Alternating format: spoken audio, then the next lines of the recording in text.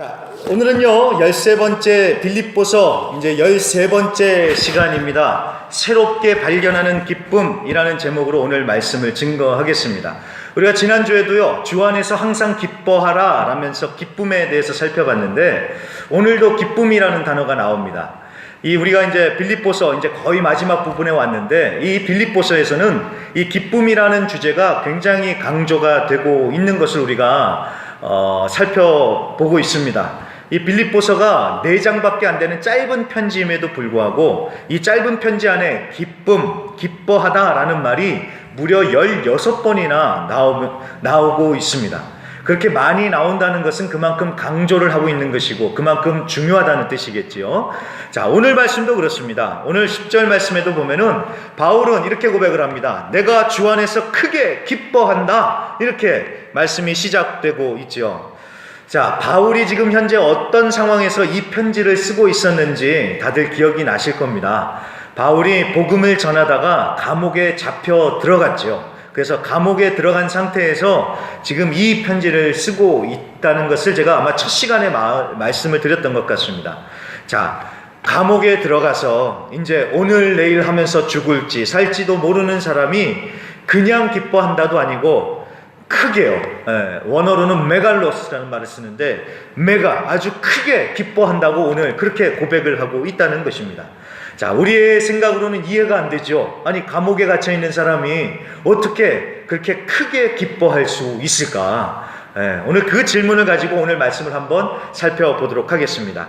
우리 다 같이요 말씀을 같이 봉독을 했지만 그래도 한 번 더 말씀을 읽어보겠습니다. 13절 말씀을 우리 같이 믿음으로 선포하면서 우리 13절 말씀 같이 한번 읽어보겠습니다. 13절입니다. 시작. 내게 능력 주시는 자 안에서 내가 모든 것을 할 수 있느니라. 아멘. 자, 정말 은혜로운 말씀입니다. 그리고 언제 들어도 이 말씀만 들으면 막 힘이 납니다. 그렇죠? 내게 능력 주시는 자 안에서 내가 모든 것을 할 수 있느니라. 자, 그런데 이 말씀을 우리가 정말 제대로 잘 봐야 됩니다. 이 말씀을 이렇게 이해할 경우도 있습니다. 하나님께서 내게 능력 주시면 내가 슈퍼맨이 돼가지고 내가 초능력자가 돼가지고 내가 원하는 것을 다 할 수 있다. 불가능을 가능하게 만들 수 있다. 자, 이렇게 이해한다면은 성경을 조금 다시 보셔야 됩니다. 오늘 이 말씀은 그런 의미가 아니죠. 자, 하나님께서 능력을 주시기 때문에 내가 어떤 상황이든지 어떤 상황에서든지 그 상황을 초월하여 견딜 수 있다, 이런 의미로 지금 이 말씀이 나오고 있는 것입니다. 11절 12절 말씀을 한번 보세요. 11절 12절 거기 이렇게 말씀합니다. 내가 궁핍함으로 말하는 것이 아니니라. 어떠한 형편에든지 나는 자족하기를 배웠노니 나는 비천에 처할 줄도 알고 풍부에 처할 줄도 알아. 모든 일 곧 배부름과 배고픔과 풍부와 궁핍에도 처할 줄 아는 일체의 비결을 배웠노라. 그러면서 내게 능력 주시는 자 안에서 내가 모든 것을 할 수 있다라고 이렇게 고백을 합니다. 자, 비결을 배웠대요. 비결을. 무슨 비결이냐? 내가 비천하든지 풍부하든지 내가 배고프든지 아니면 내가 배가 부르든지 아니면 요새 말로 호경기이든지 아니면 불경기이든지 어떠한 환경과 상황 속에서든지 견딜 수 있는 내가 비결을 배웠다. 그래서 내게 능력 주시는 자 안에서 하나님께서 내게 능력을 주셔서 내가 그 비결을 가지고 견딜 수 있다라고 하는 것이 오늘 이 부분의 진정한 의미이다라는 것입니다. 그러니 여기서 말하는 능력이라는 것은요, 다른 것이 아니라 상황을 초월하여서, 상황과 조건을 초월하여서 견디는 능력인 것입니다. 어떠한 상황에서든지 나는 괜찮다, 나는 감사하다, 나는 기뻐한다 라고 말할 수 있는 그 믿음이다 라는 것입니다. 여러분, 이것이요 오늘 본문을 통해서 새롭게 발견해야 하는 첫 번째 기쁨의 이유입니다. 우리는 상황이나 환경에 따라서 기쁨과 슬픔이 수시로 바뀝니다. 금방 기뻐했다가 또 금방 우울해했다가 그러죠. 너무나도 쉽게 기쁨을 빼앗깁니다. 하지만 성경은 분명하게 말씀하십니다. 하나님이 내게 능력 주셔서 상황과 환경을 초월하여서 견디며 기뻐할 수 있다라고 분명하게 말씀해 주고 계십니다. 여러분, 이 말씀은요 특별히 오늘날 우리에게 필요한 말씀이다라는 생각이 들었습니다. 왜냐하면 요새는요 어딜 가도 어렵다, 힘들다, 앞으로 더 어려워질 것 같다, 이런 얘기만 흘러나오고 있고요. 그 다음에 너도 나도 그냥 다 한숨만 내쉽니다. 어렵고 힘든 것은 분명한 현실입니다. 그렇죠? 다 힘들어요. 힘듭니다. 이것을 부인하는 것이 아닙니다. 하지만 여러분 잘 보세요. 우리가 힘들다고 하나님도 힘드시겠습니까? 아니죠. 우리가 불경기이지 하나님도 불경기이실까요? 제가 무슨 말씀을 드리냐, 우리의 하나님 아버지를 우리가 좀 더 믿어보자라는 것입니다. 하나님께서 어렵고 힘든 이 시기를 견딜 수 있는 힘을, 능력을 우리에게 반드시 주십니다. 그러니까 하나님께 그 능력 달라고 기도하면서 견디자라는 것입니다. 신명기 8장 4절에 보니까 이런 말씀이 나옵니다. 이 40년 동안에 내 의복이 헤어지지 아니하였고 내 발이 부르트지 아니하였느니라. 이 말이 무슨 얘기냐 하면은, 애굽에서 탈출한 이스라엘 백성들은 광야에서 40년을 살았습니다.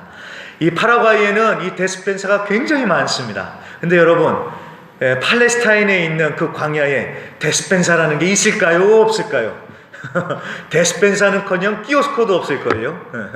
자, 그 광야에서, 그 아무것도 없는 사막에서 200만 명의 사람이 일주일도 아니고 무려 40년을 거기서 옷도 헤어지지 않고 굶지도 않고 견뎌냈습니다. 어떻게 그것이 가능했을까요? 이게 사람의 말로는 설명이 안 되는 거예요. 사람의 계산으로는 계산이 안 나와요. 그러면요, 그저 하나님의 은혜로 하나님이 먹이시고 입히셨다라는 말밖에는 할 수가 없는 것입니다. 신명기가 바로 그런 얘기예요. 근데 여러분, 이것이 우리의 상황에도 똑같습니다. 우리도 어떻게는 모르겠습니다. 하지만 반드시 이 어렵고 힘든 시기를 지나가고 새날을 맞이할 때가 올 것입니다.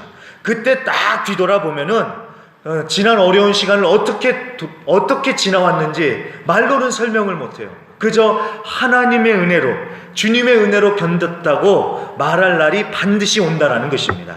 여러분 잘 보십시오. 2018년도에는 힘들었습니까? 안 힘들었습니까? 그때도 힘들었지요. 그때는 어떻게 견디셨어요? 그냥 설명이 안 되시죠?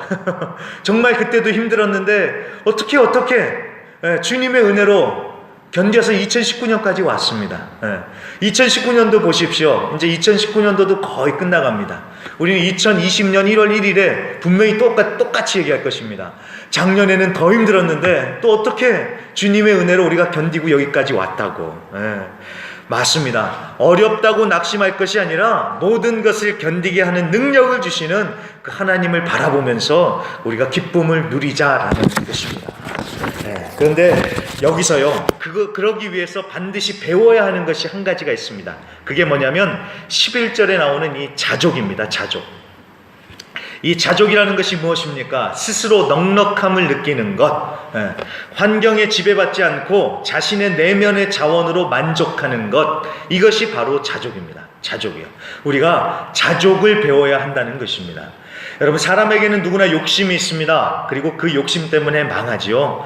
욕심 때문에 자꾸 집착을 하고 욕심 때문에 자꾸 남과 비교를 하면서 기쁨을 빼앗겨요. 저 사람은 저런데 나는 왜 그러냐. 이게 우리 성도님들만 그러시는 게 아니라요, 저 같은 목사도 그래요. 어느 교회 가면 저 교회는 저런데 왜 나는 그러면서 기쁨을 빼앗기더라는 것입니다. 여러분, 이 욕심을 몰아내고 진정한 기쁨을 누리기 위해서는 자족을 우리가 배워야 합니다. 히브리서 13장 5절 말씀처럼 있는 바를 족한 줄로 여길 줄 알아야 되고요, 무엇보다도 감사해야 합니다. 감사해야 합니다. 감사요. 감사할 것이 있어서 감사하는 것이 아니라 주님 감사합니다 라고 외치고 나면은 정말 감사한 것들이 너무나도 많습니다. 우리 성도님들, 지난 한 주간 얼마나 많이 감사해 보셨습니까? 이번 주는요, 이제 제가 가르쳐 드린 대로 해보세요. 힘들고 어려워도 주님 감사합니다. 아침에 일어나서도 주님 감사합니다. 그럼 다 감사해요. 여러분, 밤새 안녕했던 게 얼마나 감사합니까? 그렇죠? 감사합니다. 감사합니다. 시도 때도 없이 주님 감사합니다를 외치는 것입니다. 한번 해볼까요? 다 같이. 주님 감사합니다. 그렇죠. 주님 감사합니다. 주님 감사합니다. 오늘 밥 먹을 때도 주님 감사합니다. 밥 먹고 나서도 주님 감사합니다. 집에 들어가셔도 감사합니다. 집에 무사히 도착하는 게 얼마나 감사해요. 그렇죠? 감사할 줄 아는 것을 우리가 배워야 되고요. 감사할 줄 알아야 됩니다. 여러분, 이게 바로 자족하는 사람의 모습인 것입니다. 그런데 여기서 우리가 생각해 볼 것은요, 이 정도는 예수님을 안 믿는 사람들도 하더라고요. 예수 안 믿는 사람들 중에서도요, 소확행이다라고 하면서 일상 가운데서 소소한 행복을 누리고 또 작은 일에 감사하는 일을 하더라는 것입니다. 자, 자족하더라는 거예요. 근데 우리는 여기서 조금 더 깊은, 좀 더 깊은 성경의 본질적인 자족에 대해서 우리가 좀 더 생각해 봐야 되겠는데요. 여러분, 성경이 말씀하시는 진정한 자족의 본질이 무엇일까요? 성경이 말씀하시는 자족의 본질은요, 다른 것이 아니라 예수님으로 만족하는 것입니다. 이게 바로 성경에서 말씀하시는 자족의 본질입니다. 예수님으로 만족하는 것이요. 어떤 상황에서든지 예수님으로 만족하는 것입니다. 자, 왜 욕심이 생기고 탐심이 생길까요? 예수님으로 만족하지 못하니까 그렇습니다. 예수님으로 만족하지 못하니까 좀만 더 하다가 욕심을 내고 탐하고 기쁨도 없고 그러다 인생 망하고 나중에 후회하죠. 근데 후회하면 이제 그때는 늦었죠. 성도님들, 꼭 기억해 주십시오. 우리가 기뻐하기 위해 필요한 절대적인 조건은 오직 하나, 예수님밖에 없습니다. 예수님만이 우리의 기쁨이 되는 것입니다. 여러분들이 처음 예수님을 만나셨을 때를 한번 생각해 보십시오. 그때 예수님과의 첫사랑, 그때는요 얼마나 행복했습니까? 얼마나 기뻤습니까? 그런데 그때 내 주머니에 얼마가 있어서 행복하지 않았죠. 그때 내가 월세에 살든 전세에 살든 그것 때문에 기뻐하지 않았죠. 그저 예수님 때문에 기쁘고 행복했던 것입니다. 예수님만으로 충분했다라는 것입니다. 상황이 좋아져서 환경이 바뀌어서가 아니라 예수님으로 인해서 기뻐하는 것입니다. 그래서 우리 성도님들께 부탁드립니다. 힘들고 어려울수록요, 예수님을 생각하시고 예수님 바라보시면서 견디시며 기쁨을 누리실 수 있는 우리 성도님들이 되시기를 간절히 부탁드립니다. 그리고 하나님께 기도하실 수 있기를 부탁드립니다. 주님, 견딜 수 있도록 내게 능력 주시옵소서. 능력 주시옵소서 기도하시면서요, 절대로 흔들리지 마시고 믿음으로 달려나아가실 수 있기를 주님의 이름으로 간절히 부탁드립니다. 자, 그렇게 상황과 환경 때문이 아니라 내게 능력 주시는 자 안에서 모든 것을 초월하여 기뻐하는 것이 우리가 새롭게 발견해야 하는 첫 번째 기쁨이고요. 이제 두 번째로 우리가 새롭게 발견해야 되는 기쁨은 통장이 불어나는 기쁨입니다. 통장이 불어나는 기쁨이요. 자, 오늘 우리가 읽었던 이 빌립보서 4장 10절부터 20절 말씀의 전체적인 내용은요, 바울이 빌립보 교회로부터 받은 선물 그리고 선교 헌금에 대한 내용입니다. 그러니까 빌립보 교회가 바울에게 선교 헌금을 보냈던 것, 이 얘기들이 10절부터 20절까지 쭉 나오고 있는 것입니다. 그래서 10절 말씀을 잘 보시면 10절에 이렇게 말씀하죠. 너희가 나를 생각하던 것이 이제 다시 싹이 남이니. 자, 이게 그냥 우리가 보면은 잘 이해가 안 되는데 이게 무슨 얘기냐면은 너희가 나를 도와줬었다라는 거예요. 도와줬었다. 너희가 나를 도와줬었는데 이제 다시 싹이 났다. 그게 무슨 말이냐? 전에 너희들이 나를 도와줬었는데 이제 다시 또 헌금을 보내줘서 나를 도와줬다, 이 얘기를 하고 있는 것입니다. 이제 10절 말씀이 잘 이해가 되시겠죠? 자, 그러면서 너희가 또한 이를 위하여 생각은 하였으나 기회가 없었느니라. 이것은 무슨 말이냐면은 그동안 너희가 나한테 헌금을 안 보내줬던 것이 보내주기 싫어서 안 보내준 게 아니라 보내줄 방법이 없어서 이게 이제서야 도착했다라는 것을 내가 안다, 그 얘기를 하고 있는 것입니다. 자, 그러면서 이 구체적인 상황이 15절 말씀부터 보면 나와요. 15절에 보니까 빌립보 사람들아, 너희도 알거니와 복음의 시초에 내가 마게도냐를 떠날 때에 주고받는 내일에 참여한 교회가 너희 외에 아무도 없었느니라. 자, 바울이 떠날 때에 이 마게도니아라는 지역에서 오직 빌립보 교회만이 바울에게 헌금을 주면서 도와줬고, 16절에 보니까 이게 한 번만 그런 게 아니라 두 번이나 그렇게 했다라는 것입니다. 자, 그런데 참 재밌는 게 뭐냐면요, 이 바울이 고맙다라는 말을 안 하고요, 뭐라고 하냐면 14절에 잘하였도다 라고 이렇게 얘기를 합니다. 잘하였도다. 선교비를 후원받았으니까 감사하지요. 그런데 감사하다라고 이런 말을 하지 않고요, 너희가 잘했다라고 이렇게 오늘 말하고 있다라는 것입니다. 물론 고맙기는 하겠지만 왜 고맙다는 말을 안 하고 잘했다라고 이렇게 할까요? 자, 왜냐하면요, 이 사람들은 정말 잘한 것입니다. 왜냐하면 이 사람들이 그렇게 선교 후원금을 보낸 것은 하나님의 역사에 동참하는 것이고, 결정적으로 보면은 이 빌립보 교회, 결국은 헌금한 사람들에게 유익하고 풍성한 열매가 되는 것이기 때문에 지금 잘했다라고 그렇게 얘기를 하고 있는 것입니다. 그래서 여러분 한번 17절 말씀을 보세요. 17절 말씀을 보시면 내가 선물을 구함이 아니요 오직 너희에게 유익하도록 풍성한 열매를 구함이라, 이렇게 말씀이 나오고 있습니다. 자, 이게 이 구절이 우리 한국말로는 좀 의역이 돼서 잘 표현이 안 됐는데, 이 말을요 원어적으로 다시 번역을 해보면 이렇게 번역이 됩니다. 17절이요. 나는 선물을 구하는 것이 아니고 다만 여러분들의 통장에 부풀려 들어갈 열매를 구하는 것입니다. 자, 좀 다르죠? 비슷한 말인 것 같으면서도 굉장히 다르죠. 근데 이것을 스페인어 성경은 제대로 번역을 했습니다. 스페인어 성경은 이렇게 합니다. No es que busque dádivas, sino que busco frutos que abunden en vuestras cuentas. cuenta라는 말을 합니다. cuenta요, cuenta. 통장이에요, 통장. 은행 계좌를 얘기를 합니다. 이게 무슨 말이냐면요, 빌립보 교회가 선교 헌금을 보내는 것이 마치 은행에 입금을 해서 이자가 불어나는 것처럼 빌립보 교회가 헌금을 보내는 것은 이게 그렇게 끝나는 것이 아니라 하늘에 있는 하나님 나라의 은행 계좌로 입금이 돼서 거기서 이자가 불어나 나중에 풍성한 열매가 되어서 하나님께 칭찬받을 것이다. 지금 이 얘기를 하고 있는 것입니다. 참 우리의 정서상으로는 딱 오지는 않지만 참 재미있는 표현을 하고 있지요. 근데 제가 이렇게 설명을 드리면 좀 더 이해하시기가 쉬우실 것입니다. 제가 이 파라과이에 와서 겪어보니까 이 파라과이는 은행 계좌 만드는 게 쉽지가 않습니다. 굉장히 까다롭습니다. 뭐 서류도 그렇고, 은행 계좌 만들겠다고 하니까 벌써 눈초리가 굉장히 의심을 하면서 저를 보면서 그러더라고요. 그런데 제가 생각을 해보니까 예전에 한국은, 지금은 어떤지 모르겠지만 제가 한국의 국민학교, 초등학교라고 얘기해야 되죠. 제가 초등학교 시절에는 정말 그때는 통장 만들기가 쉬웠던 것 같습니다.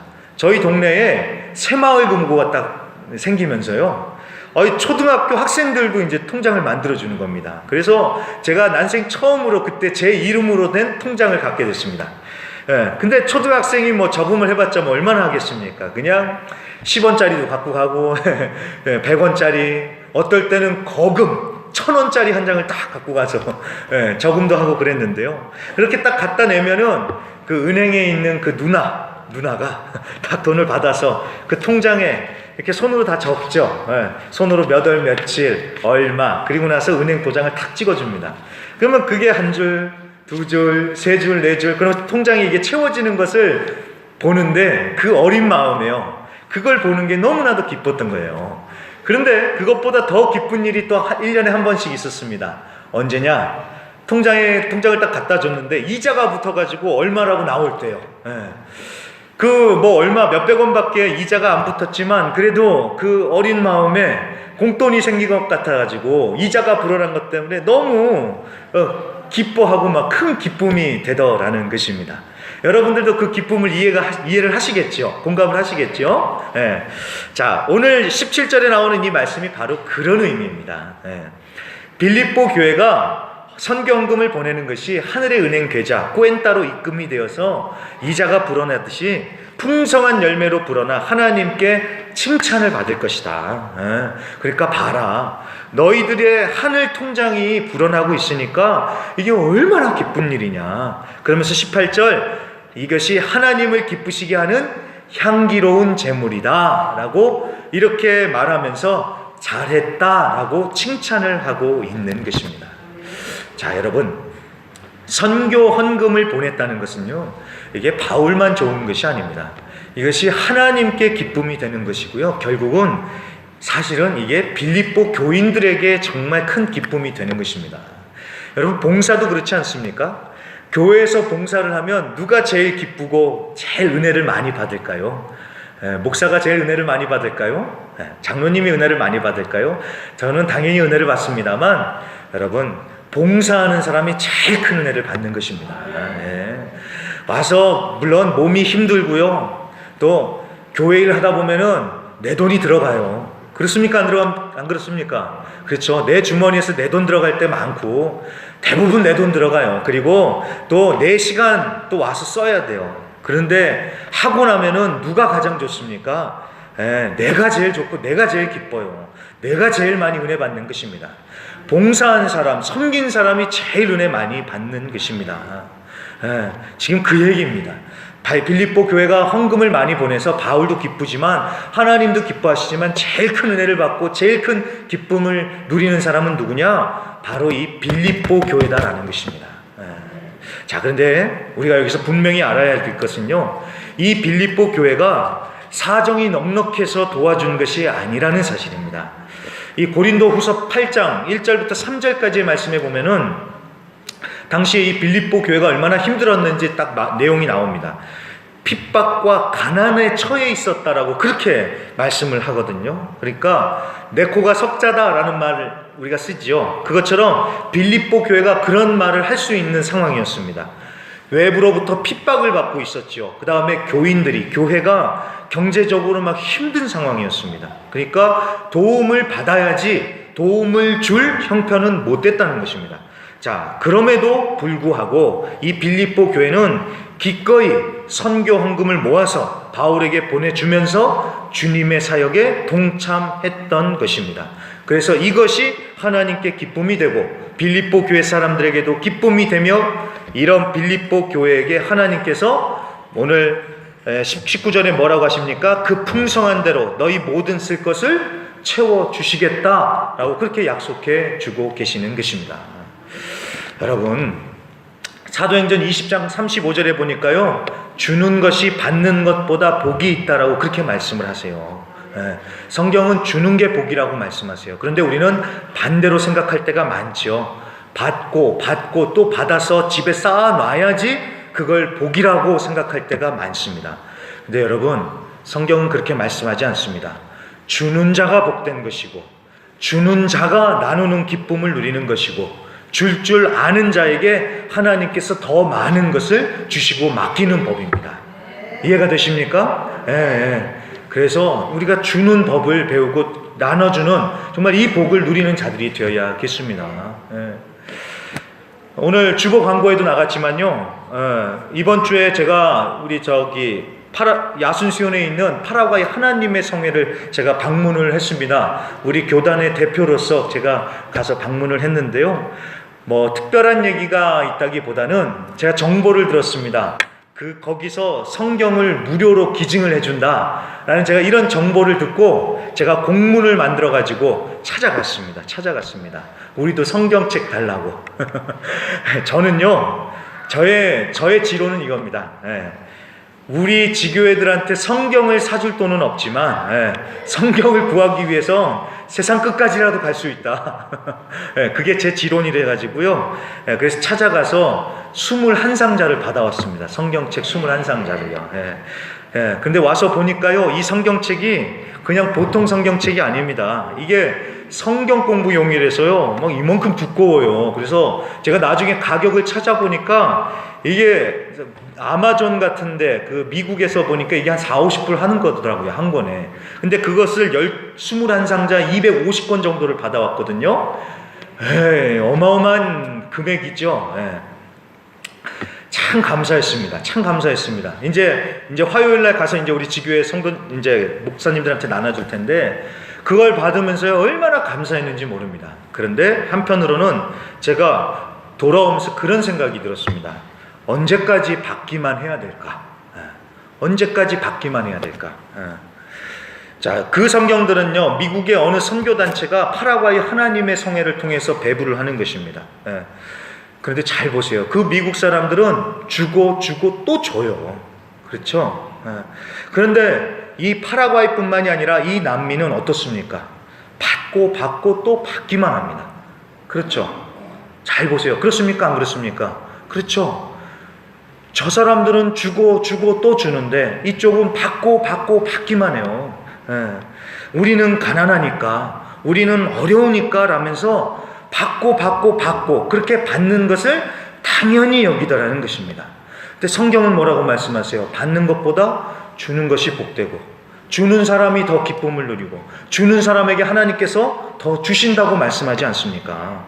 자, 제가 무슨 말을 드리려는지 좀 감이 잡히시죠? 예. 이 남미가요, 이 정치, 경제, 사회적인 시스템, 구조적인 문제가 있습니다. 그런 문제점들이 있습니다. 하지만 이 사회적인 문제가 그렇다고 해서 언제까지 받으면요, 계속 받는 처지밖에 안 되는 것입니다. 예. 이거는 아주 정말 성경적으로도 봤었을 적에 치명적인 부익부, 빈익빈의 현상을 가져올 수밖에 없습니다. 하나님은 주는 자에게 더 주시고, 주는 자가 하늘 통장에 이자가 붙는다고 했는데, 주지는 못하고 계속 받기만 하면은 하늘 통장에서 잔고가 계속 빠져나가는 것밖에 안 되죠. 네. 그래서요, 제가 그렇죠. 그래서 이것을 이 상황을 어떻게 역전을 할 수 있느냐, 어떻게 바꿀 수 있느냐, 이제는 받기만 할 게 아니라 어떻게 해야 되냐? 주자는 것입니다. 많이 있어서 주는 게 아니라, 있는 것에서 주의 이름으로 주고 나누자라는 것입니다. 그러면 하나님께서 주는 기쁨을 우리에게 허락해 주시고, 우리에게 필요한 만큼 또 채워 주신다는 것입니다. 제가 그래서요, 이 부분을 우리 지교회 목사님들한테 늘 얘기를 합니다. 지교회 목사님들 만나면 도움만 바랄 것이 아니라 이제 좀 주자고. 한인 성도님들한테 계속 받기만 하는데 이제는 지교회들이 좀 거꾸로 좀 주자고. 받으면요, 계속 이 받는 이 가난의 그 고리 안에서 맴도는 거예요. 거기서 빠져나올 수가 없는 겁니다. 근데 그것을 깨기 위해서 적더라도 있는 것을 주자는 것입니다. 그래서 올해 시도한 것이 우리 기도원 보수공사를 하는 것입니다. 했던 것이죠. 지교회 목사님들하고 얘기를 나누고요, 기도하고 결단을 해서 300만 과란이, 우리 한인 성도들의 입장에서 봤을 때는 얼마 안 될 수도 있겠지만 300만 과란이면은 우리 웬만한 지교회의 한 달 수입입니다. 300만 과란이를 우리 열세교회에서 돈을 모아가지고요, 가서 기도원의 벽도 칠하고, 냉장고도 고치고, 화장실도 고치고, 그 다음에 전구들도 갈고 그랬습니다. 여러분, 자, 이렇게 하면 누가 좋을까요? 당연히 우리 한인 성도님들이 기쁘시죠. 그런데 정말 기쁘고 감사하고 복받는 건 누굴까요? 가서 봉사한 지교회 성도님들이 정말 기쁘고 그 사람들이 은혜 받는 것 아니겠습니까? 여러분, 이게 우리 교회만의 얘기가 아닙니다. 우리 이 파라과이의 문제만이 아닙니다. 우리 각자에게도 해당되는 말씀입니다. 우리의 인생이 정말 복받으려면요, 정말 기쁨을 누리려면 우리도 줄 수 있는 복된 자들이 되어야겠다라는 것입니다. 그래서요, 우리가 어렵다고만 할 것이 아닙니다. 우리 성도님들, 제가 먼저 고쳐야겠더라고요. 어렵다 그러니까요, 제가 움츠러들어요. 저도요. 제가 요새 좀 많이 힘이 빠져 있죠. 어렵다, 힘들다 하니까요, 정말 힘들어요. 힘들고 마음도 좁아지고 시야도 좁아지고 막 마음도 저도 각박해지고요, 의욕도 사라지는 것 같습니다. 어렵다는 말을 좀 빼야겠습니다. 자, 우리 하나님은 내가 어렵지 하나님이 어렵냐? 나는 작지 우리 하나님도 작냐?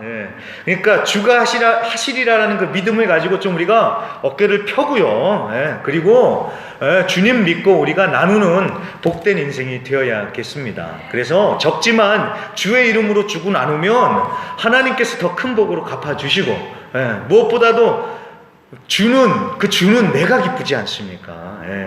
이게 바로 우리가 새롭게 발견해야 되는 두 번째 기쁨이다라는 것입니다.